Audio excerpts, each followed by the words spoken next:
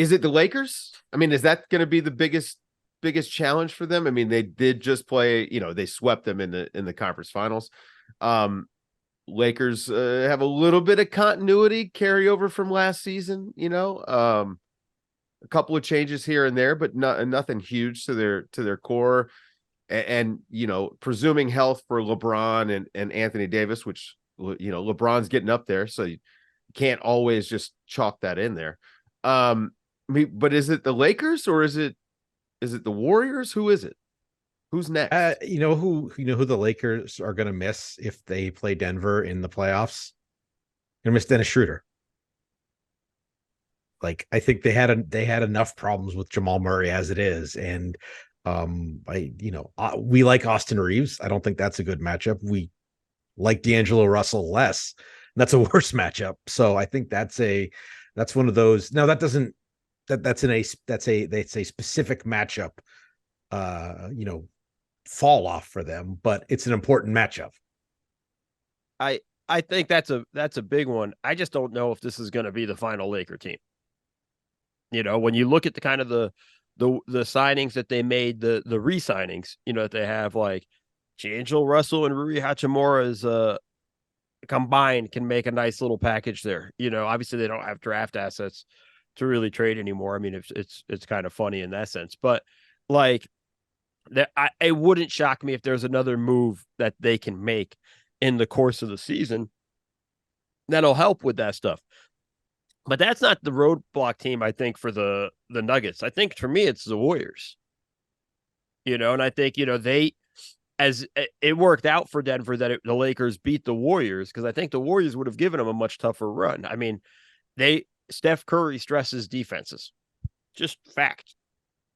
Just he changes how you have to defend and how you're going to go about defending and whatnot. They're going to attack Jokic and pick and rolls, and he's been good defensively. It's different when it's Steph, though, right? Like, it's a whole different level of things. I think that's the team, that I think is more of a roadblock for the Nuggets than the Lakers. Like, I look at the Lakers and I think they're just short guys. They're short, one or two pieces that I would feel more comfortable with to say, like, hey, like they're like kind of a contender, but not really a contender to me. See, the Lakers may be short a few guys, but the Warriors to me have a few short guys, right? I just think that the Warriors are a little bit too small. Well, I just think the Warriors are a little bit too small. And like Looney has done a good job guarding Jokic, mostly. But not only being a little bit small, but then you have your best lineups have two non-shooters in Looney and Draymond Green. And that's just a bad combination. I think can't really rebound. I think we make the rebounding is a problem, but I think we make too much of just non-shooters. I think that Golden State has not really, I don't think they've really paid for Green not being a shooter because he's such a good playmaker. He can do stuff with the ball in his hands. He and Steph and Clay have a shorthand, have a rhythm they can play with, where if you're laying off Green, they know how to, I remember when he kind of figured out in the finals a couple years ago, when Boston was playing off him, he would catch the ball and he would hard drive the ball, wouldn't drive it at the basket. He would sprint dribble directly at Steph or Clay. And that becomes a very tough thing to cover because, like, the second defender is sagging into the paint. I think that the Warriors are interesting because, the cliche styles make fights. And you say, yeah, Denver will have some advantages because they're big. But Golden State will have some advantages because of the way they can spread Denver out. And that's where it becomes interesting, is on the night in the series, which of those advantages becomes to the fore.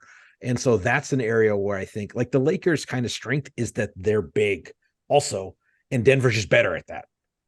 So I think that that's where the Golden State has the chip in a chair, and Phoenix a little bit also, but I think Golden State is going to be better at playing that way than Phoenix is, because they're going to be able to guard even if they can't rebound when they're kind of smaller.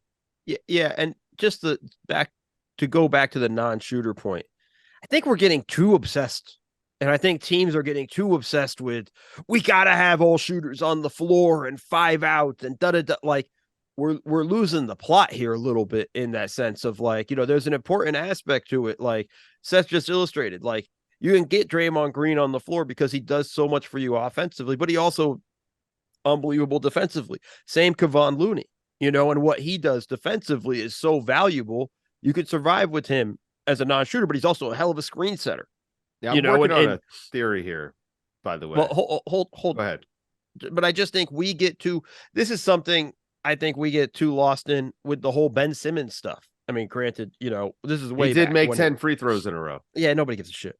The whole concept though of like he can't shoot, he's not a player. It's like, yo, he does everything else for you. Rebounds, play makes, and defends. Like we get so obsessed, and I think teams do too, so obsessed with worrying about spacing that they forget about all the other aspects of the game of basketball and what matters. And I think that's something I'm not worried about with the Warriors. And I think this lineup was one of the best starting lineups in the NBA when they were healthy and rolling. So I don't think this is a problem for me at all when I look at them in that sense. You worry about their depth? I mean, Chris Paul maybe coming off the bench, I guess. Yeah, and it's the young guys. Moses Moody, Kuminga. Can Moses Moody and Kuminga really kind of take the leap that the Warriors need them to? And if not, they need to move them, and they need to move them quick. And that ship might have sailed already on them. They might not get the value they want for that and get a piece for those guys. But they need those guys to bump up. But yeah, I'm worried about the depth, but I'm worried about the depth for a lot of teams.